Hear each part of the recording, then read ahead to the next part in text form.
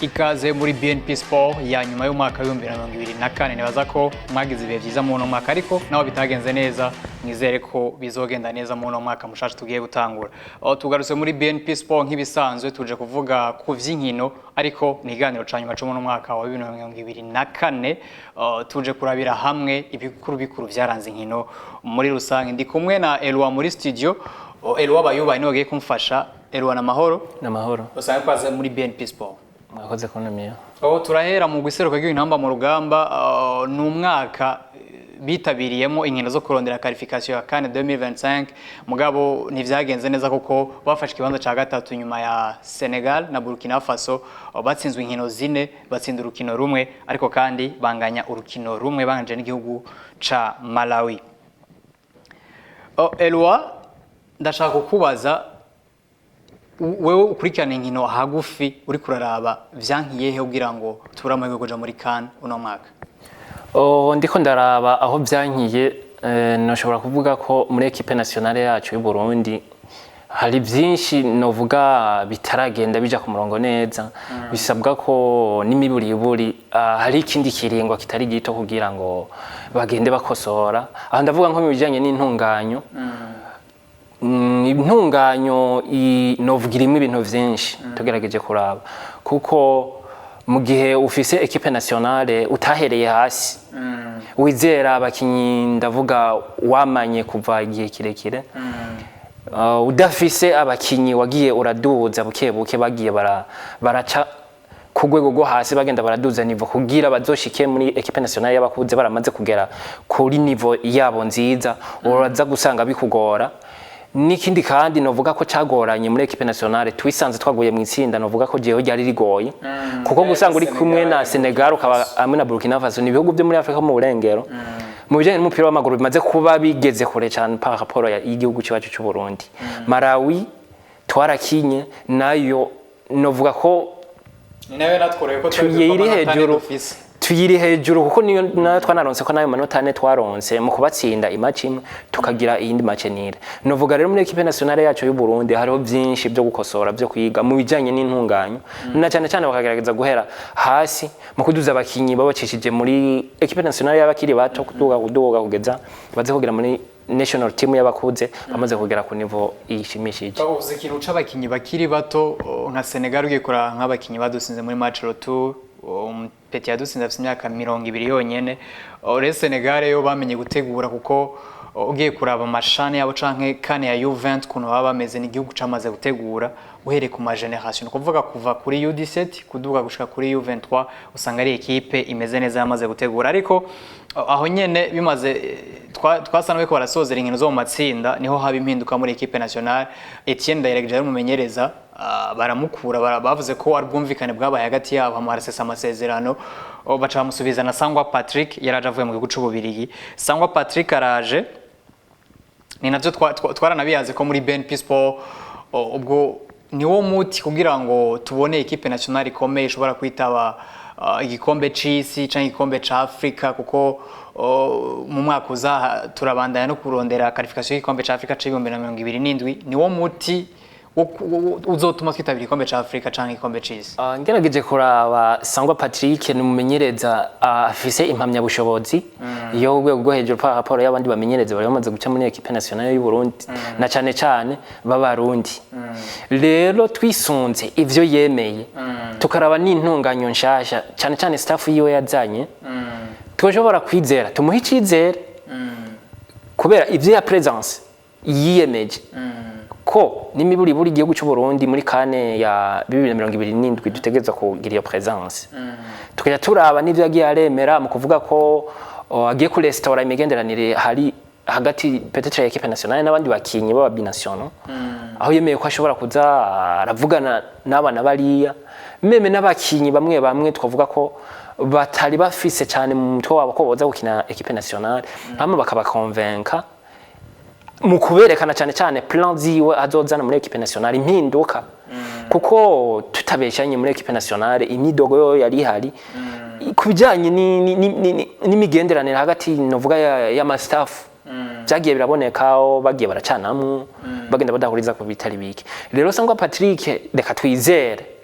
plan ziwe intunganyo nshasha yemeye kumbure turashaka kwisanga twagiye muri CAN 2027 hama kumbure tukabona na equipe nationale irimwe abakinyi batandukanye baza kuzuzanya meme n'abari basanzwe bahari tukabona badugije amanivo bivanye n'intunganyo nziza Sangwa Patrick yiyemeje ko azoba yazanye muri equipe nationale. Ari kintu c'aba binational vuze nibaza ko kiri mu bintu vyafashije Burundi kugira ngo uje muri CAN y'ibihumbi 2019 kiriya gihe nibaza ko Gaël Bigirimana Saido Berahino hari izindi nguvu bongeje mu guserukira igihugu kuko bashobora kuba batanakoze bihambaye mugabo hari ikintu ca competitive hari ikintu co guhangana kiza muri equipe bavuga ati ndumukinyi ndi ngaha jewe nkina ngaha hafi muri Afrika y'ubuseruko nitwaye neza unavuye ku mugabane wa Buraya arantwara umwanya ugasanga ari mwo ivyo bintu vyo guhangana ugasanga abakinyi ko baraduza urwego nkuko wari ubivuze reka twizere ko bishobora kugenda neza mugabo si kwizera aba binational gusa kuko nabivuze ari ibindi bihugu vyamenye gutegura abana bategura abana bakiri bato bakabaduza nimba guhera muri U17 U20 kuduga mpaka bashika muri senior ari abakinyi bameze neza kuko baba bararonse umwanya ukwiye uwo gutegurwa muri football uno mwaka mu bisanzwe nta kintu gihambaye ciza cabaye ku Burundi ariko ku rundi ruhande muri basketball umwaka uri kurarangira navuga ko hari ibintu vyiza vyabaye ku gihugu kuko umugwi wa Remesha Basketball Club wari mu higanwa rya East Africa Basketball Championship Cup banaritwaye kuko ni higanwa rya gitabiriwe n'imigwi yo mu bihugu bitatu umugwi wa Kenya Port Authority umugwi wa Equity Bank umugwi wa Dar City n'umugwi wa ABC Basketball hamwe na Rezipo na Remesha zo mu Burundi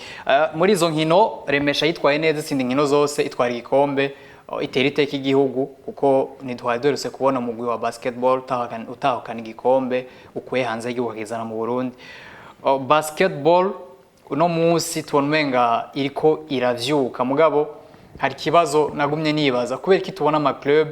ameze neza mugabo equipe nationale nayo ntitubone ko hari urwego iriko raduza biba biriko bipfira he jewe ico nibaza muri basketball dukompaye n'izindi sport zo ngaha twovuga hari ivyo gushima hariho amelioration par rapport y'izindi sport rero kuba novuga ama krebe ashobora kuba mwaya mahiganwa mu karere ashobora kuba gerageza kwitwara neza hama tukabona equipe nationale yacu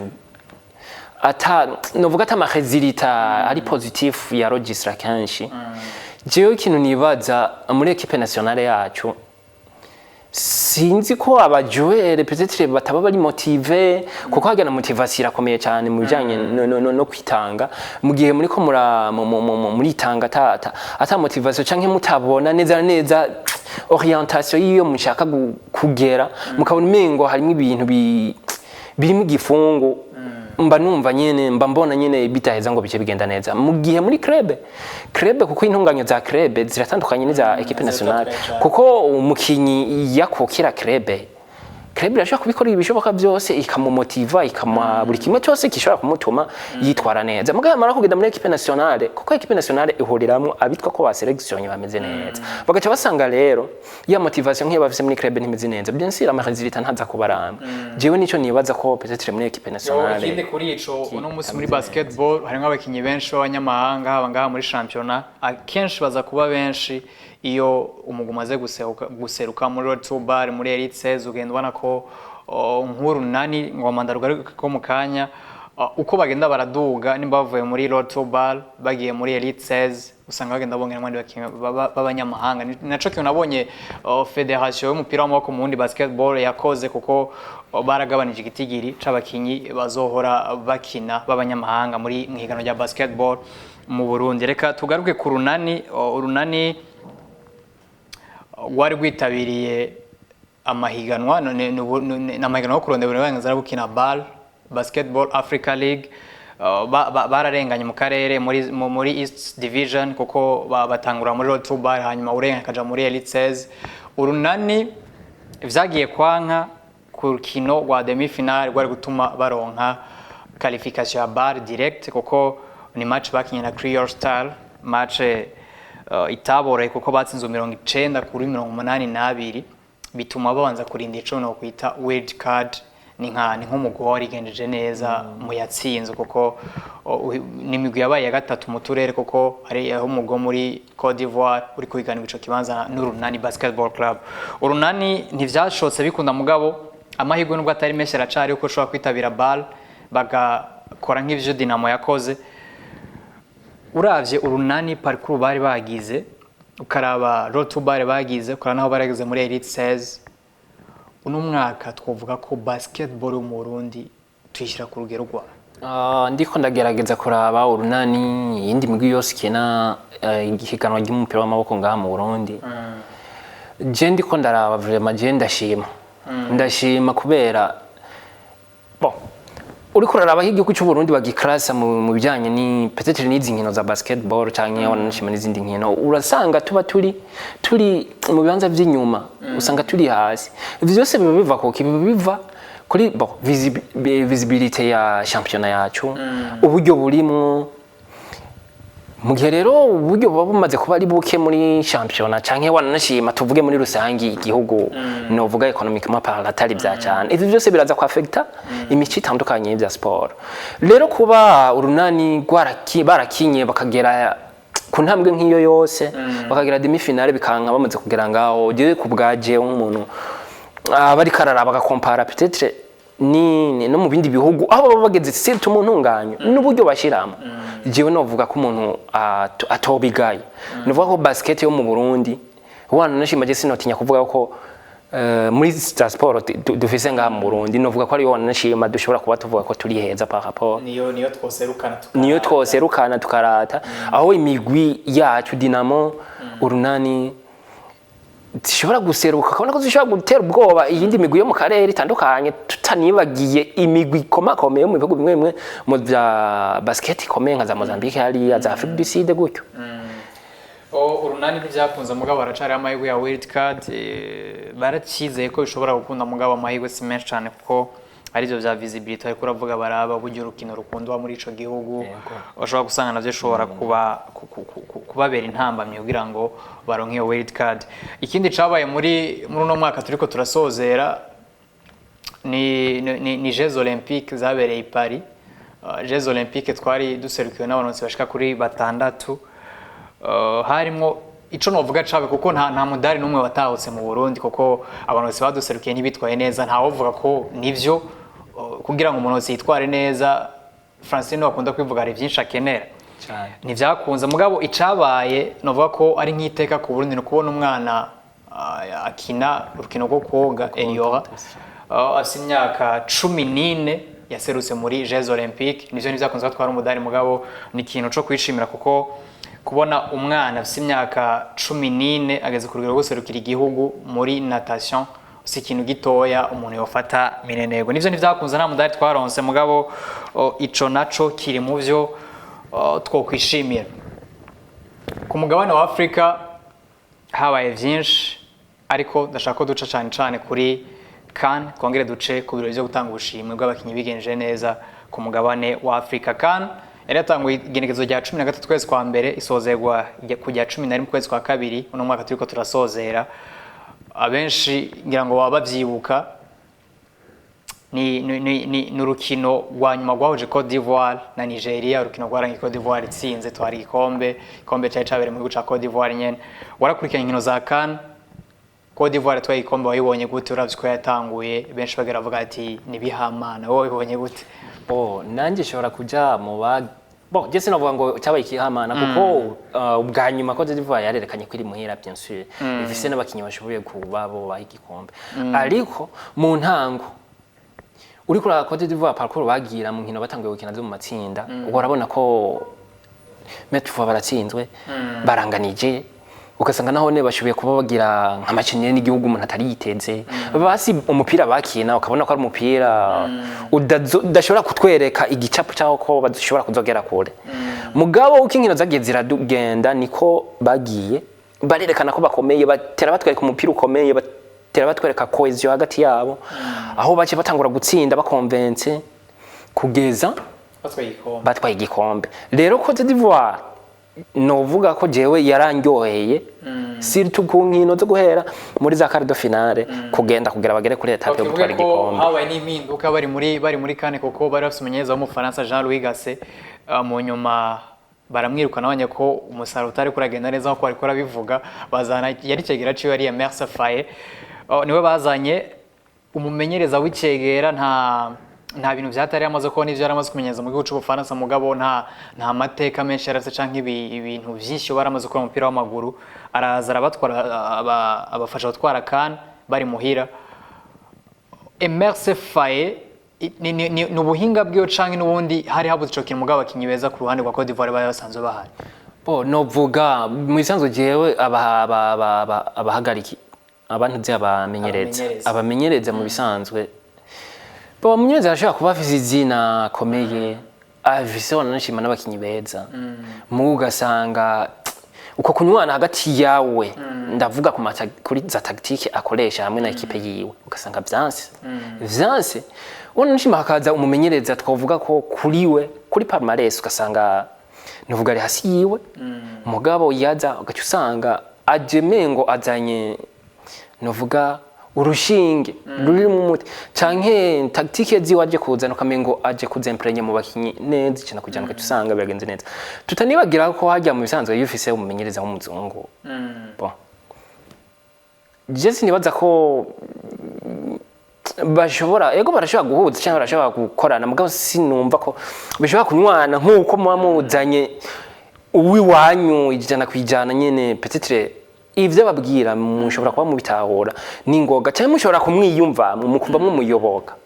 ko abakinyi bari babandi ko zivura abakinyi bakomeye bafise ba Frank Kessié nabonye berekana amanivari ari meza cyane shira ko ba Adingra arona ko Sebastian ale bose bari bameze neza nyuma arabafasha cyane itsinda babikenewe. Rero novuga yuko rero umumenyereza nk'icegera yaciye bikora neza bisho bigenda neza kugeza aho batwara igikombe bakonvense vraiment batweretse baro imeze bien. Abariko baradukurikirana ngira barabibona amasanamu ari nyuma yacu n'amasanamu y'urukino rwa nyuma rwa Cote d'Ivoire Nigeria, urukino rwarangera ibitsindo biri kuri kimwe. Cote d'Ivoire itahukana igikombe, byanatumye turaza kubigaruka ko mu kanya byanatumye Emerse Faye agira ibihe byiza mu no maturagaruka ko mu kanya. Nivyo kane yararangiye ariko hari amahirwe menshi uko dushobora kubona umuivoirien Simon Adingra ashobora kuja mu bakinyi batwara agashimwe k'umukinyi yitwaye neza Ballon d'Or ku mugabane wa Afrika, nubwo bitagiye kunda. Reka tuce tudugira aho nyene kuri CAF Awards, ubushimwe butangwa n'ishami ry'umupira w'amaguru ku mugabane wa Afrika rya CAF. Nubushimwe buhabwa abakinyi babigenje neza canke abamenyereza abo ku mugabane wa Afrika. Ballon d'Or ku mugabane wa Afrika yahawe Ademola Lookman, yaratsinze Serhou Guirassy, yaratsinze Simon Adingra, yaratsinze Ronwen Williams. Lookman gutwara Ballon d'Or ku mugabane wa Afrika ni igitangaro c'abantu nta na gatoya, na gitangaro kirimo kuko yarabikoreye. Lookman Daere turavuga umukinyi ahantu hambere batangura kumwebarira gusumba handi ni muri club yo kuko ni hakina inkino nyinshi par rapport ya équipe nationale, kuko muri équipe nationale ni inkino ziba ari nke par rapport yizo akinira club yiwe. Rero mu gihe umukinyi amaze kuva muri équipe yiwe asanzwe akinira nka club, ntamvo nimwe ituma amanota ataba menshi, nta numwe atokwemeza je ku gatwe kiwanje ndemeza nimba Atalanta de Bergamo mwiki gihe mu Italiano kisa muri championnat imeze neza shira koko no twibuka ko muno makari yatwaye Europa League ni yatwaye Europa League mu guhagarika umugwi nka Leverkusen wari umaze sezo tutaratsindwa na equipe nimwe, harimo apport ikomeye cyane, yatsinze double nimba nini yatsinze ibitsindo bitatu Daere mu rukino rwa nyuma. Shira ko rero n'ukungena bafasha muri championnat y'Abataliyano Serie A,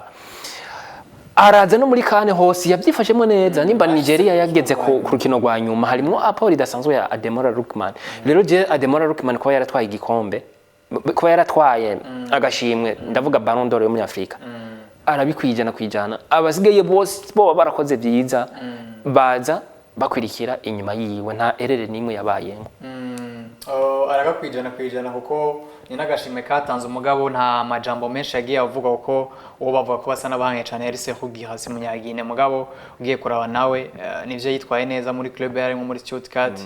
no mu nyamaze kuza muri Dortmund, mugabo muri equipe nationale yiwe ugiye kuraba uko imigwi ihagaze biratandukanye cyane na Nigeria, kandi ugiye kuraba ibikorwa Ademola Lookman yakoze muri Europa League batwara igikombe yarasi ibintu byinshi bimuvugira byo tuma twara Ballon d'Or ku mugabane wa Afrika. Muri ubwo bushimwe nyene nari nabivuze gatoya, Emerse Faye umumenyereza yaje twavuga ko ari umuntu avuye ahantu tutazi kuko umumenyereza yaje asubiriye Jean Louis Gasset kandi yamaze gutangura yitwara neza, niwe rero nawe yatowe nk'umumenyereza yaranze umwaka ku mugabane wa Afrika. Ariko hari kandi gashimwe kahabwa mu munyezamu yitwaye neza ka umunyafrika y'Epfo ni Ronwen Williams. Ronwen Williams yabaye umunyezamu adasanzwe kuko ngira ngo wagiye ubikurikirana uravye ama penalty cyangwa amatiro yagiye arahagarika muri no kantu karaba, kandi en plus ibaze n'umunyezamu akina ku mugabane wa Afrika, akina muri Mamelodi Sundowns, yari mu banyezamu bagana agashimwe muri Ballon d'Or itangwa na France Football, yari mu banyezamu bagana agashimwe ka Yashin Trophy. Nawe nyine gutwara agashimwe navuga ko nta majambo menshi yigeze avuga ngo hari ibintu vy'akarenganyo kabaye. Ubushimwe bugenda uko ku mugabane wa Afrika, navuga ko nivyo bikuru biba vyararanze umwaka mu nkino. Ariko kandi ku mugabane wa Buraya ni Ligue des Champions y'umwaka w'umwaka 2024 yatwaye na Real Madrid. Real Madrid yageze ku rukino rwa nyuma na Dortmund, match barayitsinze 2-0. Mugabo ugiye ukaraba ahantu Real Madrid yagiye iraca, nibaza ko ushobora kutubwira Real Madrid kuza igatsinda urukino rwa nyuma zari nk'inguvu ziyongera kuzo bari basanganywe canke kwabaye kwivyukiranye. Mu bisanzwe Real Madrid kuza igatwara igikombe cyayigatsindira urukino rwa nyuma, je novuga ko ndavyitwe gute kuvuga ko zari nguvu zaje ziyongera kuzo bari basanganywe canke peut-être bari navuga bari motivation canke zari za nguvu kubera cya gikombe nyine baba basanzwe bamengo bafise habitude yuko bategeza kuba bagitwara. Ikintu ahubwo gikomeye je nshobora kuvuga Real Madrid gutwara Champions League imbere ya Dortmund, jewe sivyo nabona kumengo byari bigoye pa rapport y'ukungena ahubwo bahashitse muri finale. Nabonye Real Madrid ivuye imbere ya Man City, urukino rwari rugoye cyane, urukino Real Madrid novuga bayigaraguje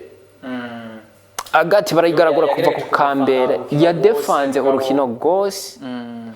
kubw'amahirwe. Ndashaka kuvuga ko haragiyemwo ibice nka 50% by'amahirwe kudefanda nawo n'umukino kuko hari abadefanda bikanga, muga haragiyemwo n'amahirwe kuko hari amagoli menshi yanse kujamo, ukabona ati ngaha Real bari bayikuyemwo kari kabana. Rero Real Madrid mu bisanzwe ni equipe itunze abakinyi, novuga umwe wese kesa swa niveau yiwe afise aba yumva yuko gusa byo nyine kuba yambaye mayo iri korogo ya Real Madrid bifise ico bisiguye, na cyane cyane muri Champions League kuko ni mu bwa mbere na mbere ufise ibikombe byinshi, hama ni mu aba legendaire bawo bo novuga bafise ijambo rikomeye cyane, surtout no mu guha motivation bajya bakinyi baba basanzwe bahari, bisigura yuko rero kuba baratsinze ijya finale ya Champions League novuga nta gitangaje kirimwe. Dortmund ni equipe batari basanzwe bari kuri calibre imwe. Ni na Real Madrid kuvuga ko nivyo yitwaye ikibere kuko gira inkino yakinye ukaraba aho bagiye baca kuko yarinze irangiza ihiganwa atarikana namwe itsinzwe, urumva ko bari babikwiye. Hama reka duce gatoya ku bintu ni ikintu cavugishije abantu benshi mu no mwaka umupira w'amaguru, ni Ballon d'Or itangwa na France Football. Yahawe Rodrigo Cascante umukinyi wa Manchester City asumbije Vinicius Junior, Daniel Carvajal na Jude Bellingham bahabwa amahirwe. Abenshi baravuga ngo ni Ballon d'Or yawe utariwe yari guhabwa Vinicius Junior kuko abantu tunabibutse yuko Real Madrid bagitshuno kwita boycott bari kuja mu birori, bari bamaze gutwara ko bazoja kuba bari basiko Vinicius azotwara Ballon d'Or, mugabo biza gupfa kukanyuma amaze kubona amakuru yuko iza guhabwa Rodrigo, ntibaja mu gihugu c'Ubufaransa. Twihuse Vinicius yararenganijwe canke Rodri n'ubundi no yarayikwiye? Ndavuga byese mfise uburenganzira bwo kuvuga ngo Vini yararenganijwe mu gihe habayemwo novuga amatora. Gusa igikomeye cyane n'amanalize abantu bagenda bagira bivanye n'ivyo bafatirako. Tugiye kuraba ku makritere bavuga ko bashobora kuba bafatira kugira batange Ballon d'Or. Nimba ari kritere zitatu zikomeye, zibiri muri zo Vinicius yari hejuru ya Rodrigo Cascante.